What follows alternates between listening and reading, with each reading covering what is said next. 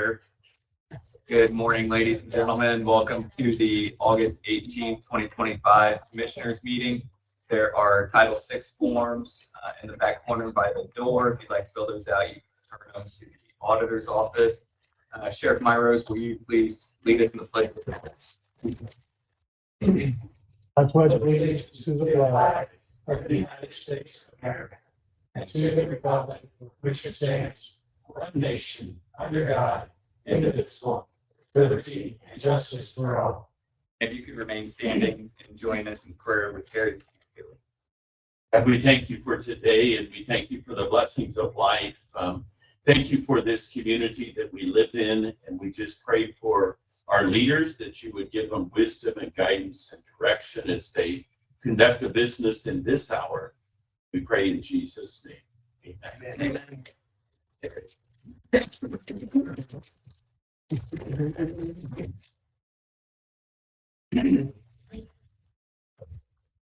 All good, Bill?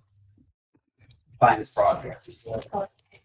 All right. You guys have an opportunity to review the August 4th Commissioner meeting minutes.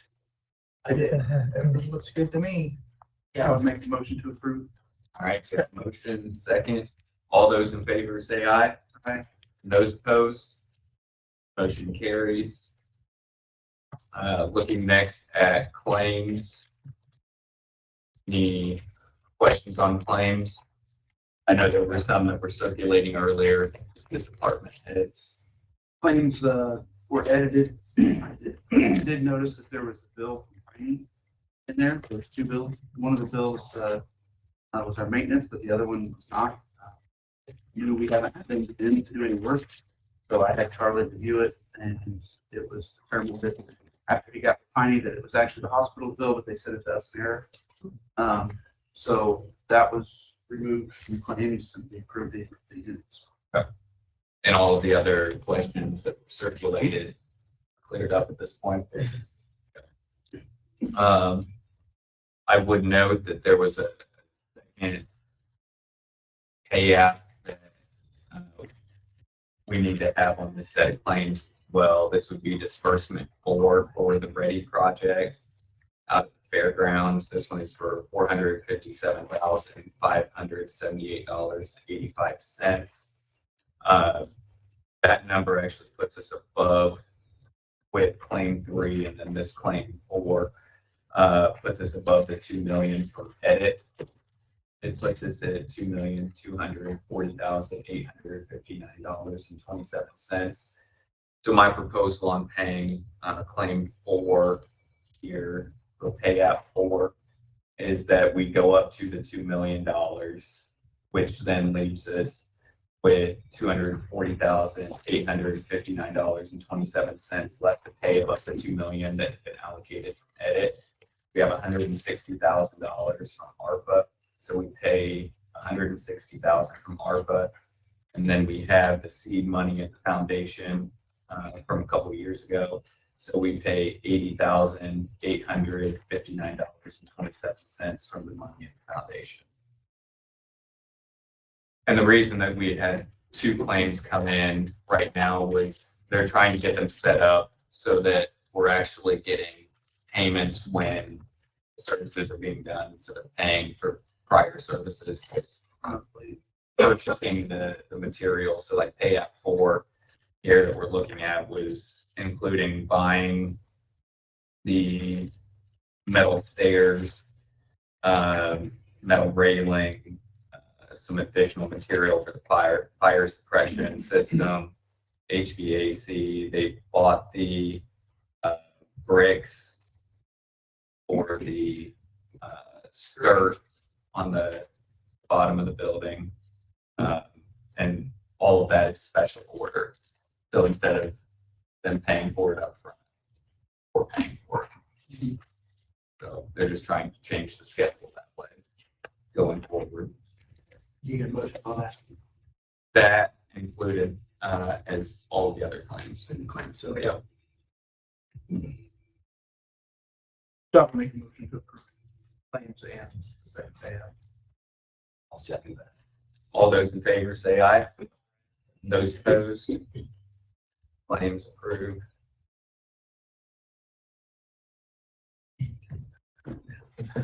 All right, moving on to payroll for August 15, 2025, in the amount of $412,722.25.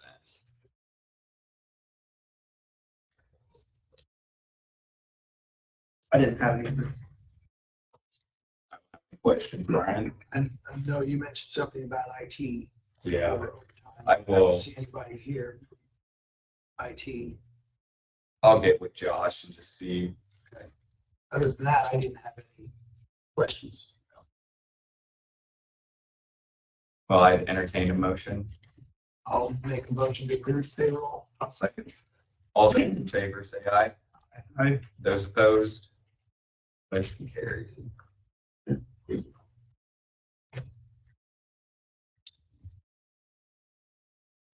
All right, we're gonna move Dottie up next. Okay, I have been digitizing documents, starting with the deeds recently. We do have mortgages, some of them are digitized, and the miscellaneous stuff. But I have a company that will come in and digitize all these, but they want to have 24/7 availability to do it. Now, they can do it for like just our office hours open, but it's going to cost me another $17,500. Not so sure, just trying to avoid that. I've gotten a couple of bids from two different companies. One of them was for $253,918. The other one was $99,903. So the deal is the $99,000 to add another $17,000 on that. I'd rather not. I've talked to Sheriff Myros about either having security here, but I've also talked to other recorders who have had this company come in, and they have not had security. There was only one that had them there during the daytime hours. So, they weren't 24/7. All I'm asking is for your approval that they would to come in and get this job done. It would take, they think, 9 days, and they would be here the first week of October. I know. Go ahead. Oh, I know. Just in the emails that we've circulated, the sheriff's position on just being in the building after hours was my biggest question. I know that he had clarified that for you. So 9 days in October. I think you had said they had background checks or Yes, something they like that do. as I'll have well. background checks. That was my question. So I think if Sheriff Morris is okay with that and the background checks, are the other offices locked? They should all be locked. We have video throughout the building should something happen. Right. So I'm fine with that. And we would have a list of the employees that would be there after hours. How many additional key fobs would they need? I thought they just said they want me to have 3 tables set up, so I would assume 3 people will be working at the time, and they'll bring their equipment, they'll bring the tables. I just need to have some space, no electricity. And then they were running 2 shifts, is what he explained to me. I know when we talked about it, you said 2 shifts. So are they only working out of your office, or? Yeah. Is that where all the? All the documents are in my office. So if I They could, won't need access to the basement. no. I would like to see how it will work with them. At first, I thought we could use the room across from the treasurer's office, and then they just run down, grab some books, or get whatever they need. But the tables in there, and if that is available, they could still possibly do that, and then they wouldn't be in my office or in the hall. But I'm sure for 9 days we can figure something out. And then my biggest concern is always been a goal of mine to get these things digitized, because Andy, I thought I saw him come in. Sorry. He's in a fine spot. You can vouch for me. Is it Madison that lost all of their? It's gone. They lost a bunch from fire. Yeah. Right. You're good. And I've had one leak in that room where it just ran down the books on the outside, and thank God it didn't damage the insides of the books. Just for everybody else, what is the time frame that you're digitizing? Okay, from 1822 up to 1968 is on books, and then from 68 to, I'm back to 73, and those books, those things are on microfilm, so they're going to have to pull that off of microfilm. I have gotten us back, we were at 94, and I've gotten us back to 73. But once those things get put on the computer, then they need to be indexed, is what we call it. You got to put the people's names and the legal description of the property on the computer so people can find it. Right now, I mean, that's what I have 2 people doing. I have a part-time person doing that. This company has told me that they also hire retired recorders, which will not be me, but they hire retired recorders to index. And so they kind of do a mass thing with them. That's an option, but we'll deal with that once I get these digitized. And also for clarification, you have a fund that would pay for this. Yes, the perpetuation fund is to be used to preserve the records. Right. And what better way of preserving the records than getting them digitized? And I have plenty of money in there to take care of. Perfect. Will not affect the general fund at. So they're gonna do the rest of the microfilm as well? They are going to do microfilm from 1968 to 73, where I'm at. And then does that stop the overtime then at that point of the other folks, or is there still some other things that? It's the indexing end, but if I Okay. had this company indexing, might be, I don't know, cheaper, or, by that time, 12/31/26 is my last day. This has just been a goal I've had, but COVID hit, and then COVID hit. Anyway, things Well, have happened. Appreciate you want to see that through, then. Yeah, that's really cool to have stuff digitized from. Right, and even the miscellaneous books are really, really important. And there are deeds that were put in the miscellaneous books back in the day. So we're like, oh my gosh, we've got to find this, or easements were put in deeds, so.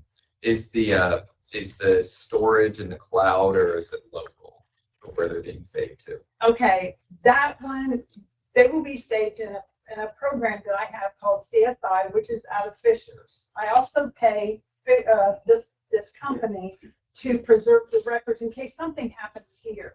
Years ago, I had my stuff put in the cloud. I was the only one paying for that, so that if anything happened, we were taken care of. And honestly, something did happen to the county, and my stuff was fine.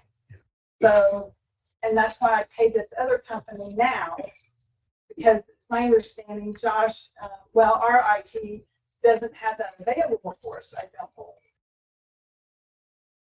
Very good. I like it. I approve. I don't have an issue after getting clarification from the sheriff.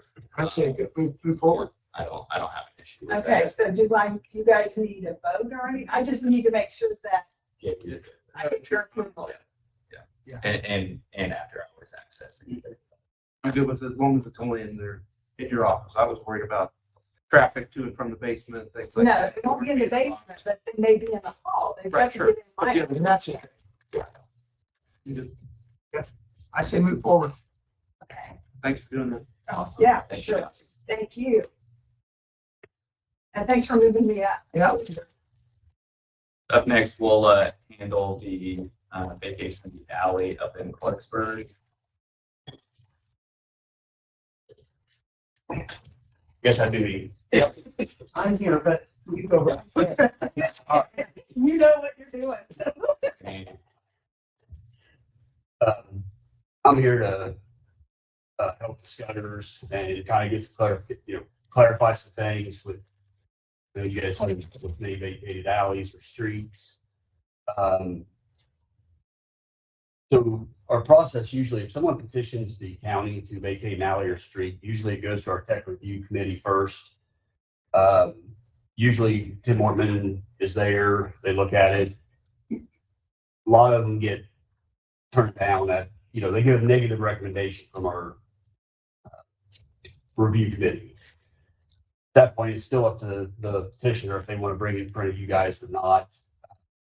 This particular alley, it got a favorable recommendation to be closed just because there is a barn that's built right at the south end of the alley, so nobody can really access the alley unless they're crossing the Scudder's property, their other lots. The alley only goes back 132 feet, then it dead ends. That was the north end of Clarksburg on the original plat. I looked it up. This particular barn, according to the assessor sheets, was built in 1957. And according to my or from what I've been told, we didn't really have any ordinances for setbacks, building permits, nothing like that until the early 1970s. So this, I believe this barn was there before the Scudders owned the property. And if it's closed, they are in the process. They do want to have the rest of their property surveyed. They have a lot to this alley and put all that stuff together. But typically you wait and do the survey after the alley's closed, then you just reference it in the legal description that, the new description includes these lots and a vacated alley per ordinance number, whatever, instrument, things like that. So that's what I'm here to answer any questions you guys have about the process. If Todd has anything. Gonna be any easement. Why do you need an easement? In case we need to get something. What's there? I'm just asking the question. I know, I am too. What's there? A lot of times in the ordinances, there are easements that say, look, if there's existing utilities, there's still an easement or drainage or something. But in this case, that barn is about 22 feet wide. So there's about 2 feet of it sticks out into the county right of way on the south side. So about 20 feet of it's, I don't know what easement you could use. Have you seen it? Like, you know what I'm talking about, which alley I'm talking about? Yes, that's what I did. I guess it kind of depends on how you guys put together the ordinance to vacate it. I've seen some both ways. Some of them maintain easements, some don't. It's my understanding in this alley, there is no utilities nor storm sewer or anything of that nature that we're aware of, right? But yeah, there's nothing that I'm aware of. Todd, are you aware of anything? No, I guess that's my concern. But I mean, is there a storm sewer in Clarksburg that we're aware of? Period. There is an embankment on the other side of my property on another lot. I don't know if. Like, just using Letts as an example here, this one drain pipe and Letts turned into, there's 25 of them, right? It's a lot. There's lots of there with it that I don't maybe know that was originally thought of. So I guess I'm just asking in Clarksburg, do we know of any storm sewer situations like that at all? To my knowledge, I don't know. And that's what I thought I had heard. Tim may know, but I don't.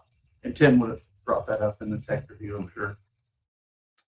Yeah, for this one, I mean, it's, The waterway runs around on my other property on the corner at, let's say 6862, but I don't think that's it.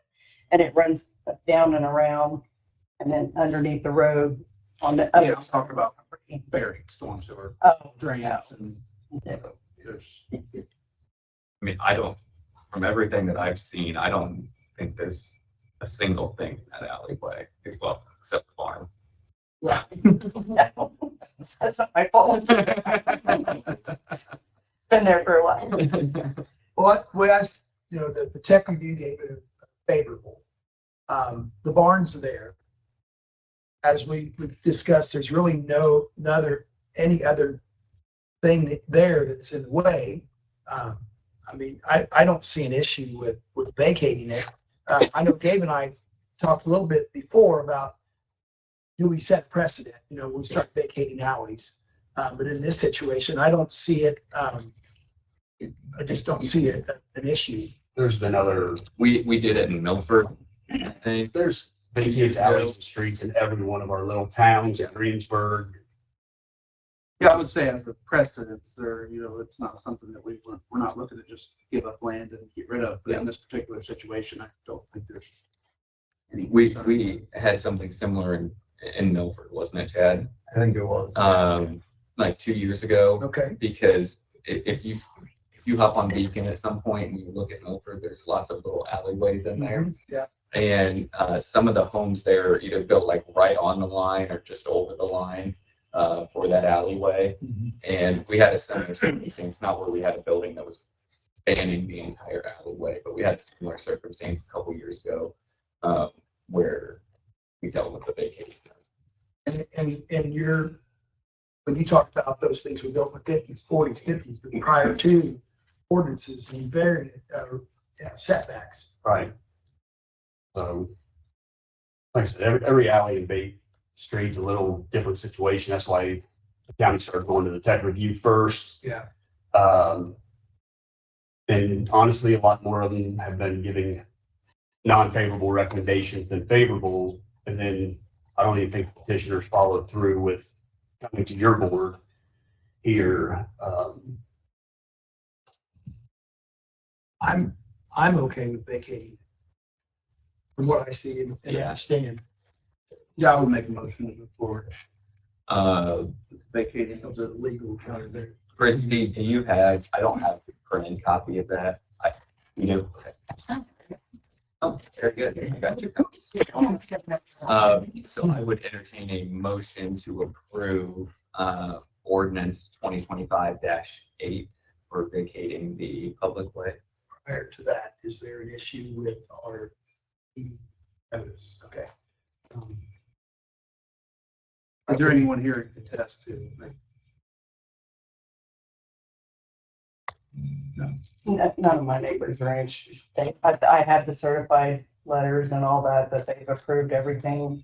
She owns on all three I own all sides three sides. of this, the east-west and at the end of the dead end alley. So Okay, so I'll reiterate adding a number. I make a motion to approve ordinance 2025-8.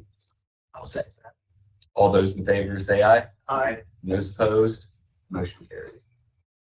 2025-8. And while you're up there, do you have any update on, I think it's 745? Basically right in front of her barn, that when they was coming to vacate, that went down to the old bowling property. Was there any? that it's like a drive going to east and west. Yes. They may be coming. I had to research that back in the early 1800s when Clarksburg was first laid out, because the original subdivision plat does not show right away there on the south side of Beagle's Edition. There is right away there. It's roughly 40 feet wide, and it does go all the way to the end of those lots. But that'll be up to, it needs to go back to the tech review. But first, I think it's Mr. Myers that lives there at the end. And then the Wood family that bought Boland's property, they would have to fill out a petition in the auditor's office to get the process started. But until I researched it back, I didn't know what the right of way was. But there is county right of way on the south side of all those lots.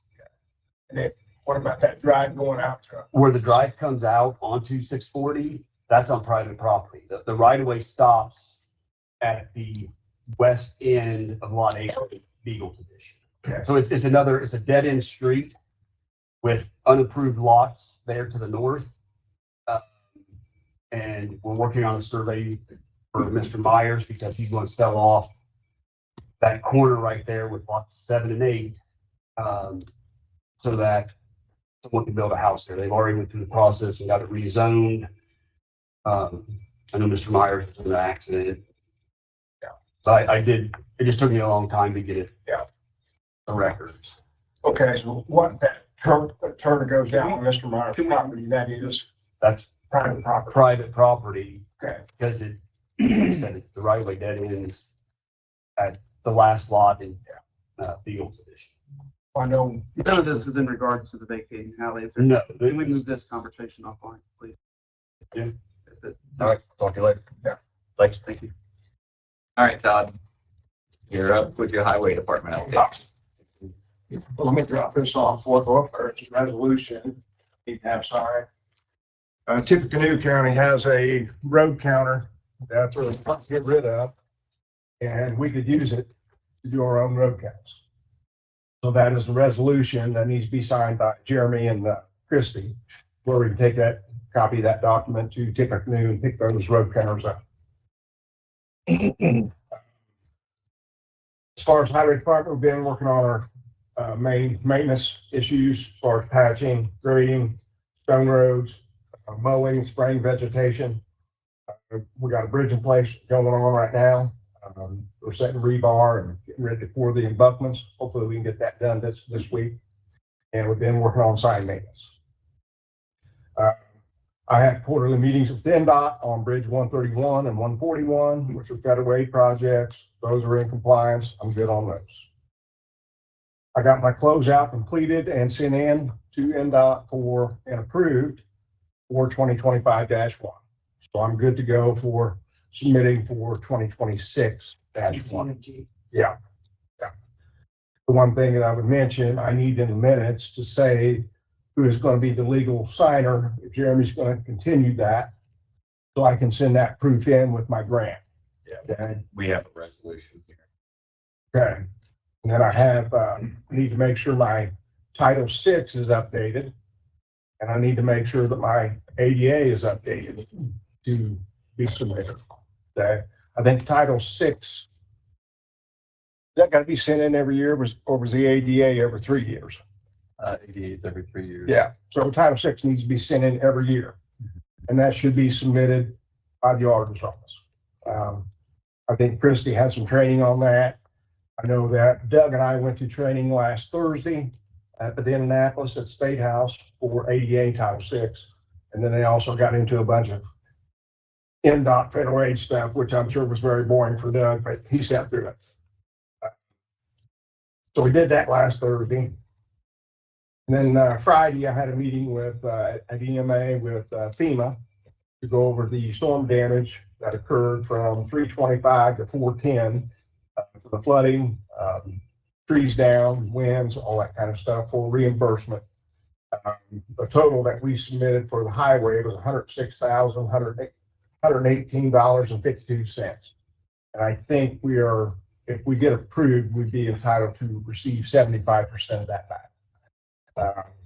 That meeting was Friday for, I think, 2 hours. So I think we're possibly in, they want it broke out in, there's like 5 different categories, category A, category B, C.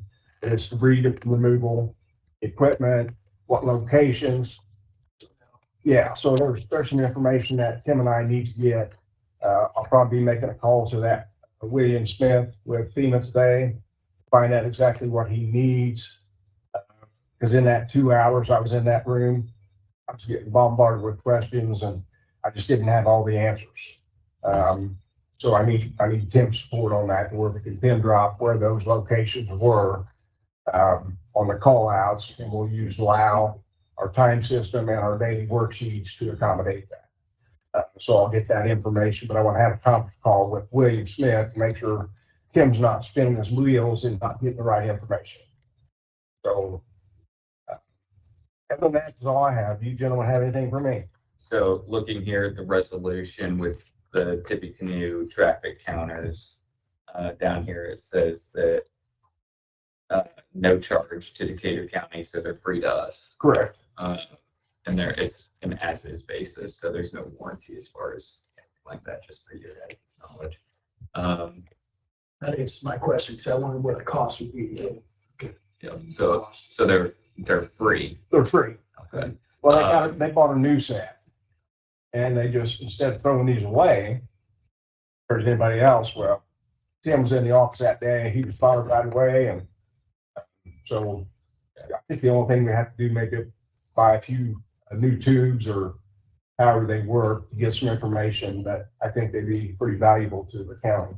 Most of the time we use SERPC for their traffic. This would be nice if we don't have to coordinate. Any thoughts on traffic counters? Make a motion to approve that resolution. I'll second. Christie. Well,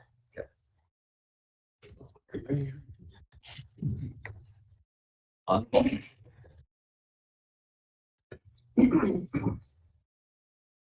All right, all those in favor say aye. Aye. Those opposed, motion carries. And then one more, Christie, is it 13? yes. So this is the resolution for NDOT, just so that when Todd gets documents from NDOT, I just e-sign them and send them off to the applications for CCG and those other projects. Any Make a questions? motion to approve 2025-13. I'll second. All those in favor say aye. Aye. Those opposed? Motion carries. Thank you. Thank you, Todd.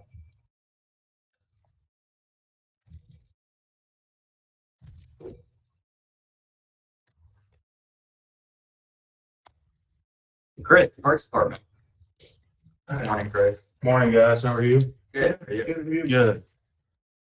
So just a couple quick things. Since you guys have purchased agreement, last week on a vehicle, we're looking to purchase for our maintenance staff. So it's gonna give us the ability now to tow some equipment that we just didn't have in the past. So, funds are already on the budget, good to go. And just need your guys' approval for the on the purchase agreement to go through, and then tonight during Park Board, we'll get their approval as well, but, finish that. It's an automatic vehicle. Automatic vehicle. Yeah, I did like the idea. man, yeah. The original purchase agreement said that That's it's it. manual. Yeah. Not a manual, it's anti-millennial theft. Yeah. Yeah.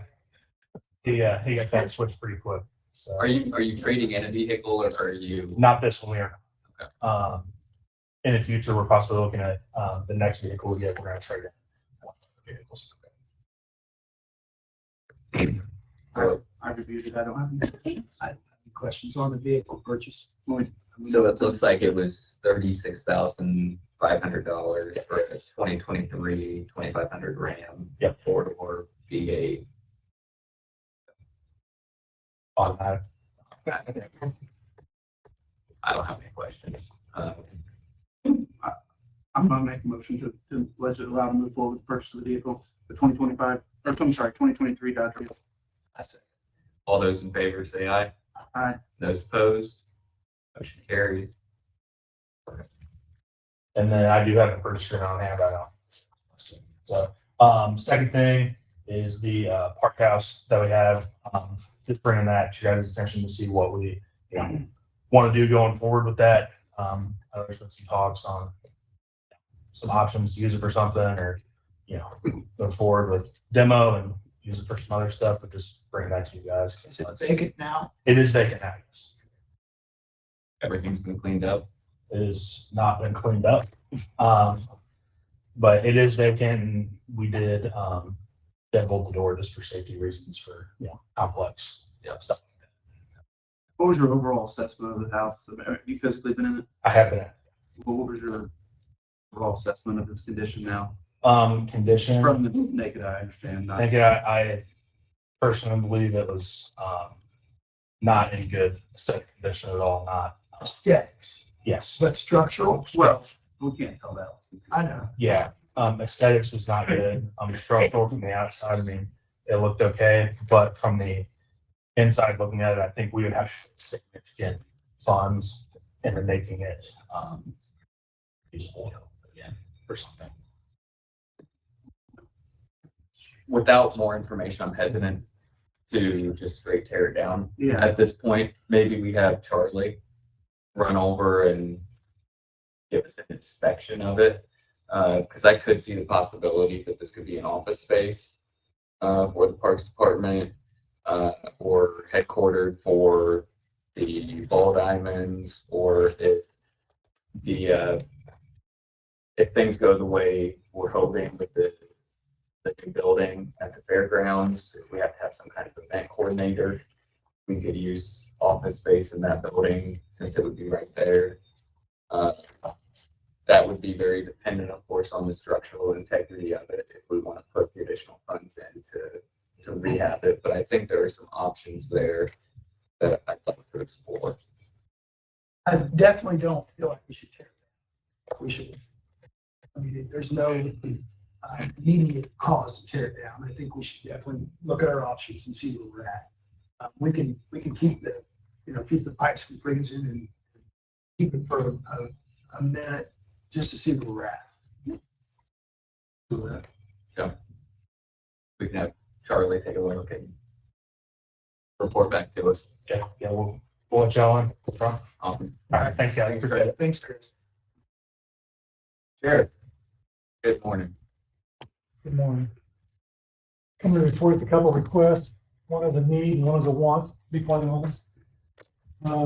We had a surveillance camera go out on the outside of our building. We all just need to replace as quickly as possible. I sent you a quote from the company that installed the original. It's $10,424.50. I have been in contact with Josh Tressler. He thinks he can get it done cheaper. He was out last week on vacation, so he hasn't got any numbers yet. So what I'm asking for, number one, is your approval to spend up to that amount, the $10,000 amount, to get this replaced done quickly. And then second of all, this was an unexpected expense I didn't budget. I'm having financial issues, so I would suggest either maybe UMCAT or perhaps the jail tax fund, because it is a part of the building. Now, should you approve this and the jail tax funding suggestion, the council needs to approve that part, which I'm more than happy to go to the council tomorrow and request. But regardless, this is something that needs to be replaced. So Thankfully, security issue. yes, that's right. So your plan is we approve this amount and you're still going to talk to Josh. And if you can get it done cheaper, you're going to come in under that number. Correct. I don't have a problem with it, but I would want to see it come from the jail tax fund. If all possible. And again, Chris, I believe that's an acceptable expense for that. Should they agree? Yeah, It does sound, a single camera, it sounds crazy. it does. It's a 360. That's how it Yes. is. And There then is a again, line, we did see a line item there that Right. we used. our maintenance guy, Greg Lynch, can actually do the installation. Okay. So that'll save some money there as well.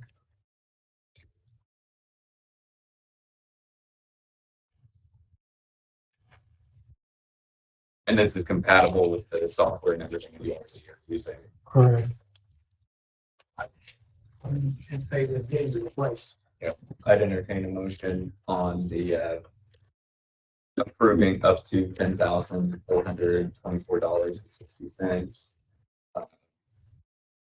For the installation of the new camera, paid for from the jail tax fund. So moved. A second. All those, Aye. those opposed? Sheriff, since we are not necessarily approving this contract today, since you haven't talked to Josh, I guess I can give you a conditional approval on it. And you can talk to Josh and I can sign it later, or I can sign it now. And If you I have can a, just hold it. if I have a firm number, I'll shoot you an email. Know where we're at. Do you want me to just sign this one and hold it, just in case their number comes in above that? I would be surprised if it does, but That'd be fine. That's what we'll do, yeah, sure.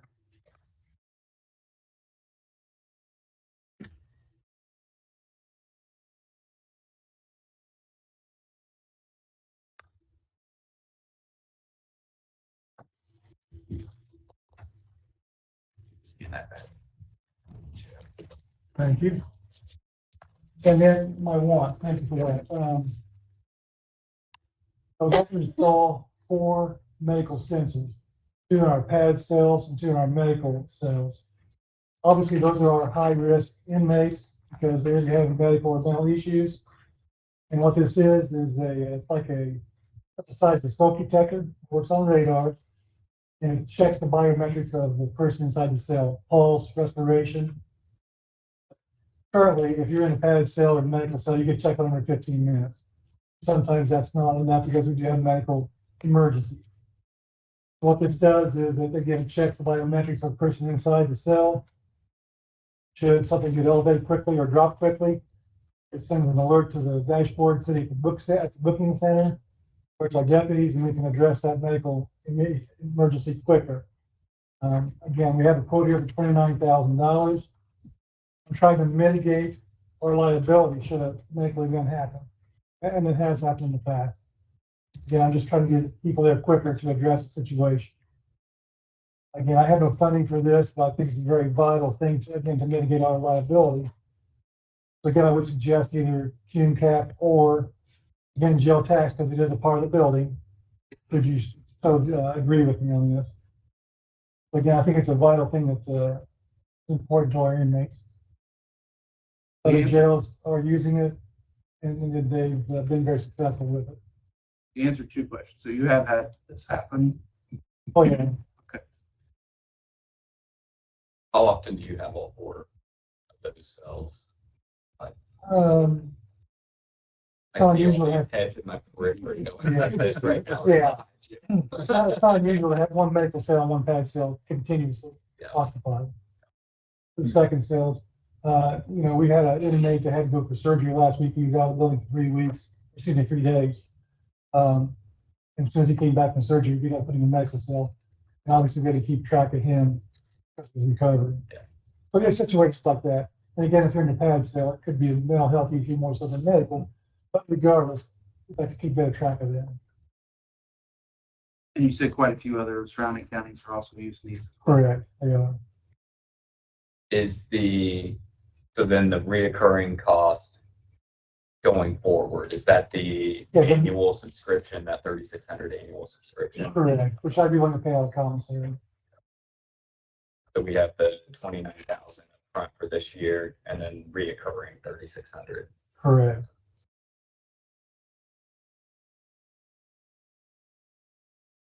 I mean, when it comes to potential liability and settlements, Well, I was thinking of the every 15 minutes, does that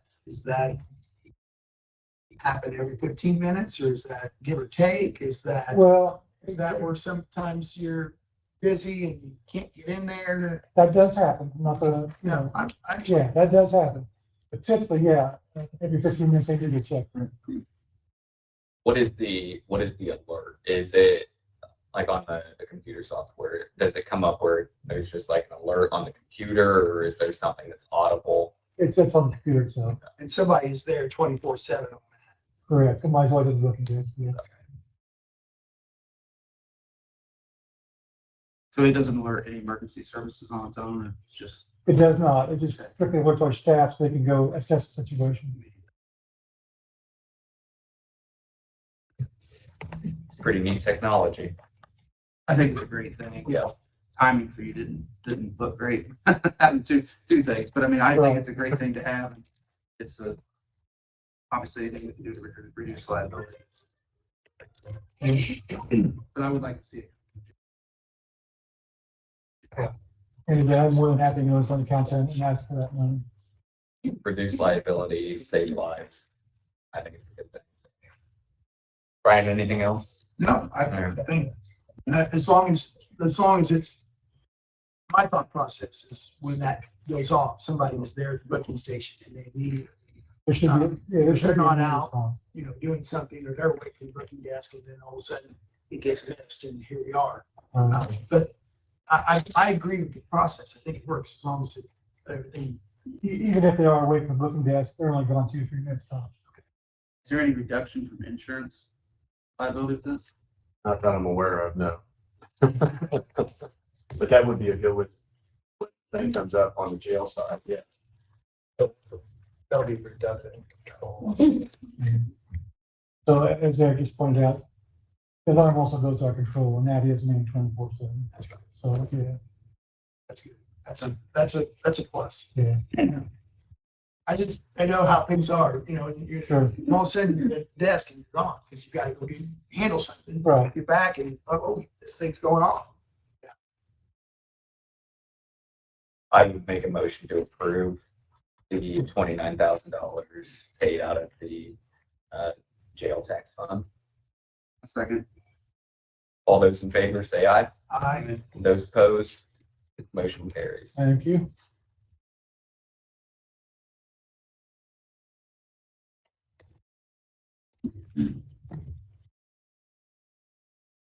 All right, moving on to Sean Durbin with the Health Department. Good morning. morning, Sean.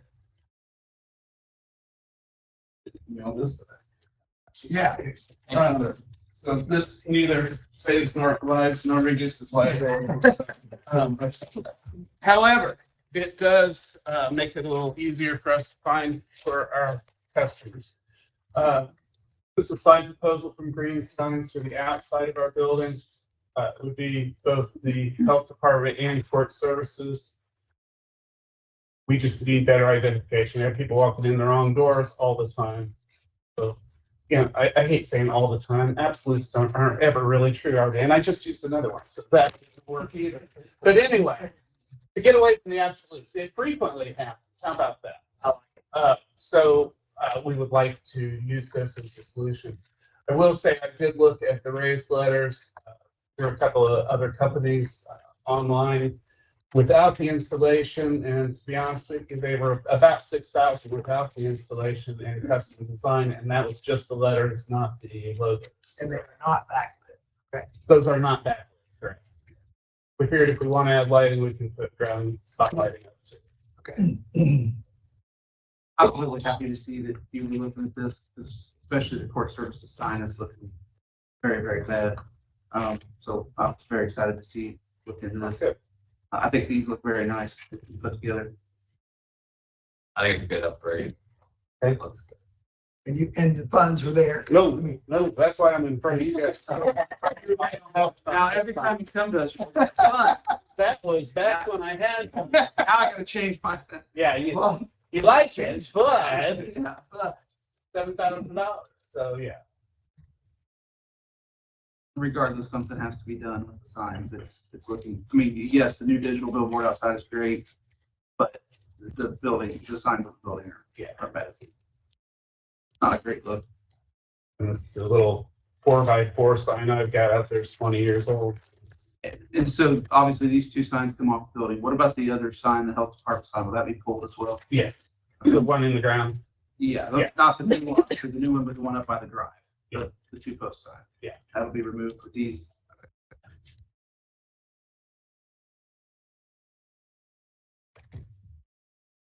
So the total number is $6,931. Mm-hmm. Yes.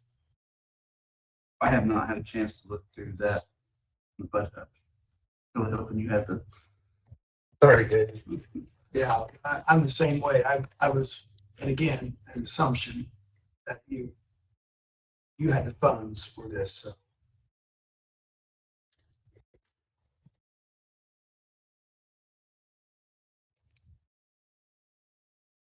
Can we come back to that? Sure. Here by the end of the meeting, see if I can pull the Location budget, see what. It's not like anybody's going to die. So we need to move this to another meeting. I'm fine with that. What are the, if approved, what is the time frame?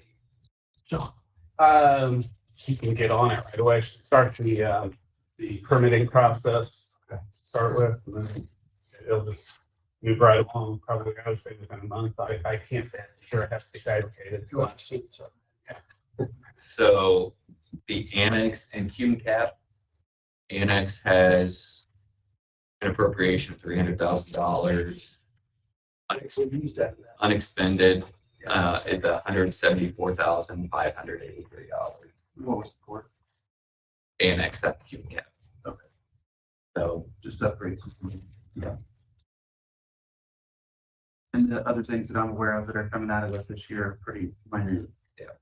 Charlie's working on some shelving, he's doing some painting, doing some things. I don't know of anything large coming out of it. we've spent $125,416 so far. HVAC. HVAC. I personally think this is a must upgrade. Yeah. So we We have to read the court service. we have the funds and Cume Cap out of the annex. I make a motion to approve the signage out of that Q cap fund. Second. All those in favor say aye. Those opposed? Motion carries. Thank you, gentlemen. Appreciate it. You have, Sean, do you have the, there's the itemized version printed out? Here. I have it in email format, but I was just gonna sign the, well, you can just sign it. Never mind, Brian. does it. Okay, we're good. All right. Thank you. I guess it's You want this copy signed? together. Probably I'll sit it back there, shouldn't we? Yeah. I'll catch you before you have to make another trip.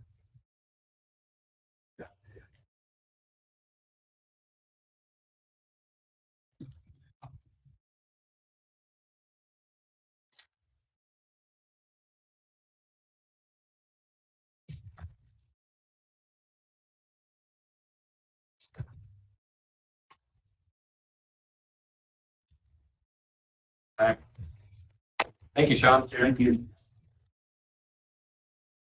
All right, up next, we have a promissory note. Back when Rob was working on the Ball Diamonds project, when he went to the council to get approval from the edit plan with the Decatur County funds, there was discussion that $200,000 had to be returned to the county. And so this promissory note is that agreement. And so I guess at this point, I would just ask permission or approval to then circulate this to the Parks Department board for their review. See if there's anything that they would like to see changed, and then move forward from there after we get it back to the Parks board. Yeah, I'll make a motion to approve from the commissioner standpoint that the promissory note to the Parks Department. I'll second that. All those in favor say aye. Aye. Those opposed? Motion carries. All right, Gabe, talk about the survey. So very excited today. As you see the QR code back here, the survey is live. So if any, we're going to be sharing it on Facebook, hopefully soon or already done. Already done. Okay, so I would just ask that anybody, if you could, please help share it, help push it out to as many people in the county or out of county that want to take it. We do, the very first question is, do you live in Decatur County or not? That's going to allow us to bucket the results and separate it. But yeah, again, just anybody can take the survey. It's 5 or 6 questions. It's quick, but it just gives us accurate data from today's citizens on how moving forward with the pool. Really like to thank Erica Gunn and her team. They worked to get this done. They got signage in 2 or 3 days for us. Put the whole survey together, making changes last night at 9 o'clock. So a big thanks to Erica and Emma and Kate. Awesome. Yes, Ask you a quick question on survey, just from others asking. You gotta take it first. Huh? You gotta take it first. So, just from other parties that are getting distributing it for us, is there any way they can track who does it? Not for our purposes, just to entice people to do it and then see, like, give out rewards based off if they complete.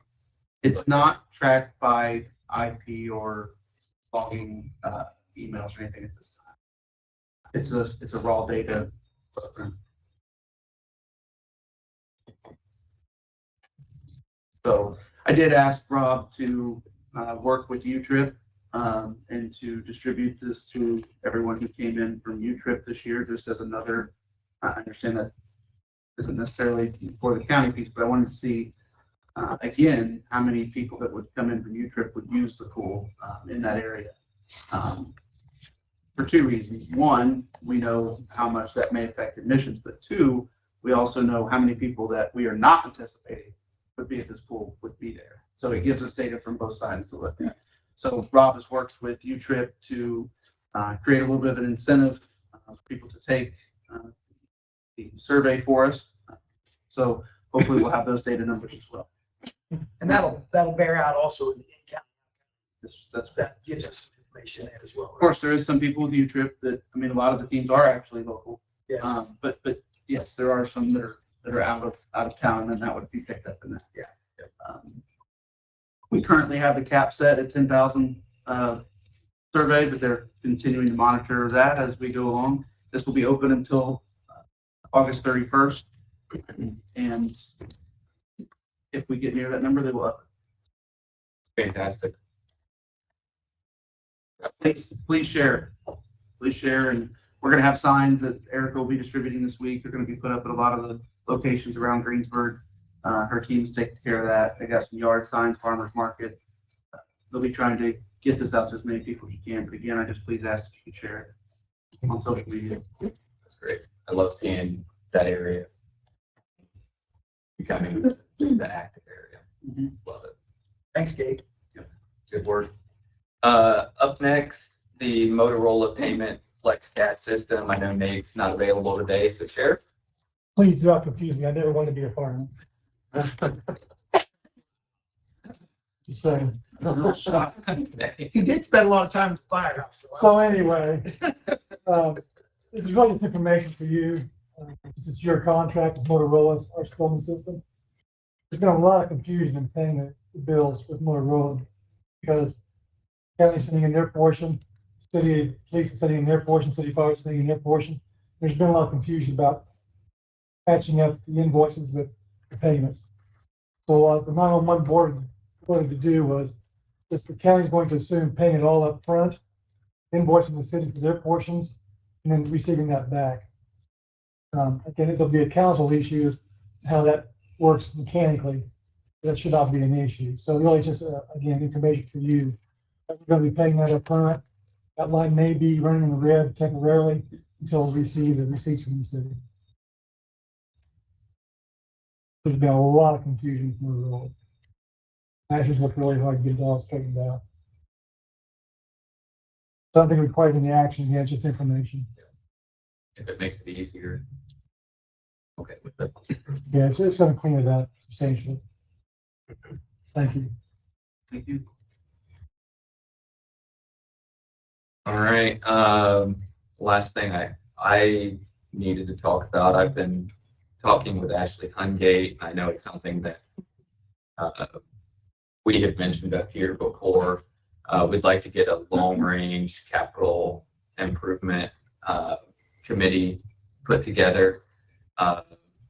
What Ashley and I have talked about right now, the structure of that committee, and this is of course open to debate, is one commissioner, 2 members from the council, the auditor, and Charlie. The purpose of the committee would be to collect capital and large expenditure projects from different departments and the public to implement a yearly forecasting worksheet for departments to complete as part of the budget submission process, assign priority based on timelines and urgency, to create a spending plan to utilize responsible amounts of cash balances, to create savings plans for large and long-term projects, to evaluate best practices and utilizing economic development payments to avoid holding or funding revenue into daily operations, forecast upcoming needs, assigning costs and research tasks, create a comprehensive plan that addresses the upcoming needs over the 3, 5, 10, 15 years. That's basically what we've discussed, and what Ashley and I think at this point, just in a very preliminary abstract function, have talked about what this committee could be doing. We obviously have a lot going on from Park Road to Ready to the Ball Diamonds to the pool project to the annex needing worked on, the armory, what we need to do out there, the animal shelter, additional improvements that aren't included in the Ready project that may be needed out at the fairgrounds. The animal shelter is obviously something that we need to address.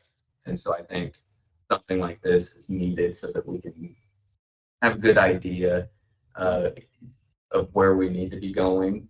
And this can include the evaluation that Baker Tilly has done for us with the comprehensive financial plan so that we can keep getting that reviewed and we can have those 5-year projections.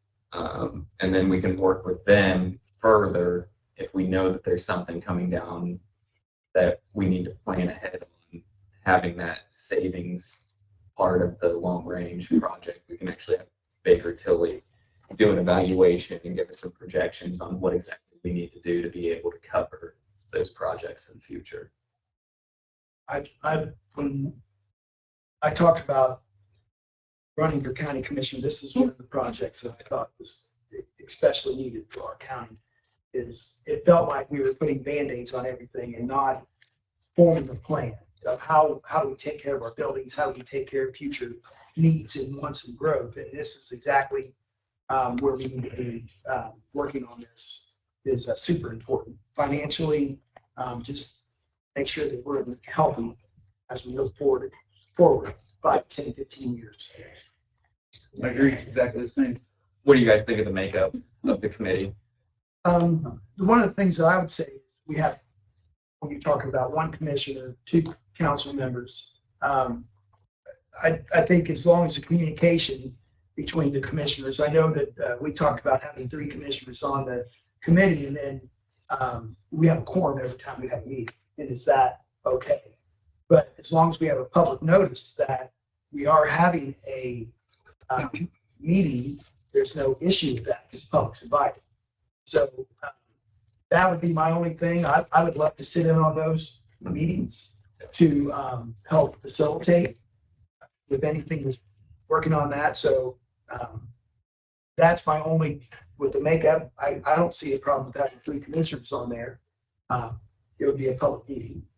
But that's the only thing I would see is I would like to be a part of that as well. I think long-term, that makeup is fine. Yep. But I think, especially here in the beginning, the first year, I think it would be heavily beneficial for all 3 of us to be on it, just so that we have a clear path of direction with it going. I agree. Sure. Okay. And we all talk about, It's important to all, very, very heavily. and we all talk about transparency. And I know a couple times we've had some meetings here and recently they've been executive sessions and we've got a little blow up from that we're being secretive on what we're doing and we're not. We're trying to be educated and doing what's best for our county. But in this case, there's no reason why this can't be public meetings. Right. If people have any thoughts or ideas are fine. So there's not a problem having a quorum when you have a public meeting. That sounds great to me. All right. I have modified it and I'll send it back to Ashley and she can discuss it at their council meeting. Perfect. Thank you. Very good. Ashley and I will talk about getting that first meeting set up. It'll be, I'm sure, at some point in September. All right. That checks off everything on my agenda. Anything for you, gentlemen, I do not. before I circulate? I do not. No, good. I think you thought. Love to meet you. Anything for communications? All right, Don? Yes, I wanted to thank everyone who was able to attend we had a ribbon cutting for the community garden last week, as well as Frame 55. We had great turnouts for both of those. So thank you to everyone who was able to support those efforts. Economic Development Corporation and the Chamber of Commerce are partnering in a business seminar called Workforce Partners this Thursday. We are bringing in the Indiana Department of Education, Indiana Chamber, Connexus, and Ascend Indiana to talk about the new diploma requirements for our high schoolers, starting with the class of 2029, which is our freshman class moving forward. All high school students will have to have work-based learning hours to be able to graduate. So our concern with that is what does that mean for those kids? How can we help them? How can we come along and support them?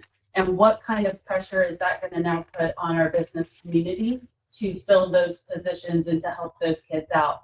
So how can we all partner together to make this a valuable experience and worthwhile for these kids? So both of our school systems will be in participation on Thursday. Anyone is welcome and invited and encouraged to attend. Figure out what that means for your business, your organization, how you might be able to fit in and take a student here or there if possible. That is free. Lunch will be provided. You just need to register so we have a good head count. So we would love to have your participation in that. It's a lot of hours too. It is a lot. It's anywhere from, I've seen 250 hours, I've seen upwards of 650 hours. So yeah, there's a lot of pressure on these kids. So, And on the businesses. absolutely. I mean, I think it'll be a great thing in the long run for getting, kids out of high school ready to join the workforce, but it's a lot of hours, a lot of responsibility on the kids. You have to have a lot of businesses that are willing to jump in and help with this. Yeah, this will be a great opportunity for us to learn a little bit more about the whys behind what is happening. And then, like I said, just how we can all partner together to help our school systems out and take a little bit of pressure off them, help create those relationships between the business community and our schools so that we have great relationships to help place those kiddos into good positions, creating that pipeline of talent, for potential long-term employment too. Very good. Brian's still on, Gabe? Yes, he is. Brian, Yes, do I you have am. Do you have an update from EDC? Yeah, I'll make it real quick. I'm actually out here in the parking lot. I knew that you guys would probably end the meeting as soon as I came in. So, but real quick on the Ready updates, we're 76% spent as far as the Ready 1. In Decatur County, the last project from our Ready 1 is actually the Washington Street, the downtown project here, and that's set to be wrapped up here, the streetscape by for Fall Festival, and there's some other projects that should be finished in 2026. On the Ready 2, we've submitted the fairgrounds information. As I think Jerry might have talked before, we had a good meeting with the IEDC. They just wanted a little more information about it. I think it's pretty strong, so we should have some results on that and hopefully be able to get some start submitting invoices for that. And then I would just like to thank Cova Fertilizer and its related businesses as well as ABS. We had the IEDC in town week before last, and they provided tours for us and the state. And it was just kind of neat to showcase, particularly the ag side and the diversity of the ag businesses we have here in Decatur County. Covenant, who came from the state, was really impressed. So appreciate Brad Reed and Bill Correa for showing us around. That's all I got. Thank you, Brian. Deb, anything from area plan? Comp plan application for the grant has been submitted, so we should hear back in September for that. And the surveys have been completed. We had 483 surveys. That's what the total ended up being. Going over those results. So that's it. All right, very good. Thank you, Deb. Janet, anything from the clerk's office? We are already kind of starting to prepare for election for next year. Trisha and I are headed to Lafayette for election conference this week on Wednesday, just to start preparing already for that. Now that we handle juries, we had several sent out already. We recently had a jury. We have several more scheduled. So our office has been really busy with that. She's handling that great. And we've just been really busy. Very good. Mike, Gary, anything from EMA? Yeah, as most of you know, for the last 2.5, 3 years, we're trying to get a storage building. We got money approved through TIF, and I think that was in February, and we just now have got the prints released to the city. And I have a form here that we have to have filled out by one year. I think Brian was going to do it. It's an application for construction design release from the state. Once we get the state approval and the city approval, then we can put it out for bids. My concern is, it's been over a year since I brought in that salt bid, and we still hit that number. I'm gonna go to the TIF meeting Wednesday night and give them my same concern. When we first had the money approved, they said that the quote come in, there may be more money available if we're not too far. But we're also, when I do the quote, I'm gonna ask everybody to quote it, to kind of line item quote. So if we are over, say, we, take out plywood siding or, figure out something that we can maybe remove, to get back down to the number that was originally. So anyway, I just got this for you sign after the meeting, and then I can get that back to the architect and you can continue on. Very good. Thank you. Diane? Just bringing in money for the tax sale, trying to remove parcels off, so. Probably got 120, 140, but by the time tax sale, which is set for September 22nd at 10 in this room, usually end up about 30 parcels, so still working on it. Okay. Very good. Tori? Trying to work on next year's assessments already.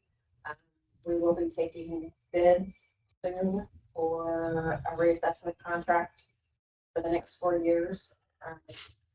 We will do something in September, October. So that'll have to come for you guys to be open. But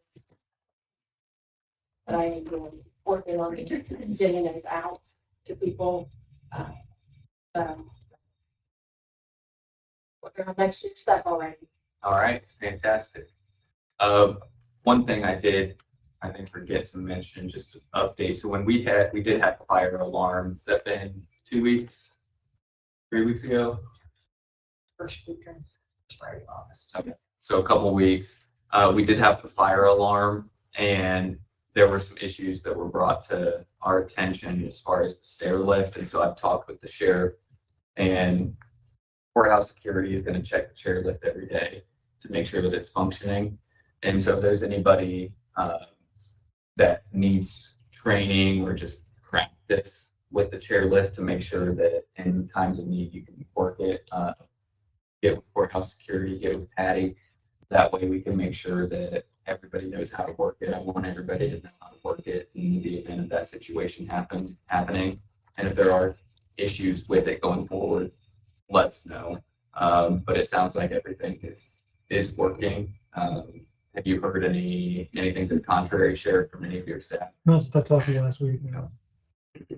We appreciate you and your staff accommodating us and doing these checks on the equipment. If there's nothing else, Todd. I have a couple calls from the guys that work for the city. They're up there doing the curbs and whatnot, but there's a couple areas up here that are infested with bird crap on the sidewalk. And we're concerned when this fall festival coming up that might be maybe a risk for kids or whatnot, so I don't know. Call the fire department, and we have in the past taken our small brush truck down here and sprayed off the sidewalks for that. Okay. So that's something that I know that the fire department's willing to do. But you gotta get a hold of them. I don't know whose responsibility that is, if it's ours or Back to Charlie. or we can do it, I can do that. But yeah, for sure. Yeah. They're willing to do that. Yeah, I know there's one right out here by the west door, and pretty bad walking up, and there's another one out here on the east side. Yeah. But anyhow, it was mentioned out there, wanted to bring it up. All right, very good. Nothing else, I'd entertain a motion to recess. So moved. We are recessed.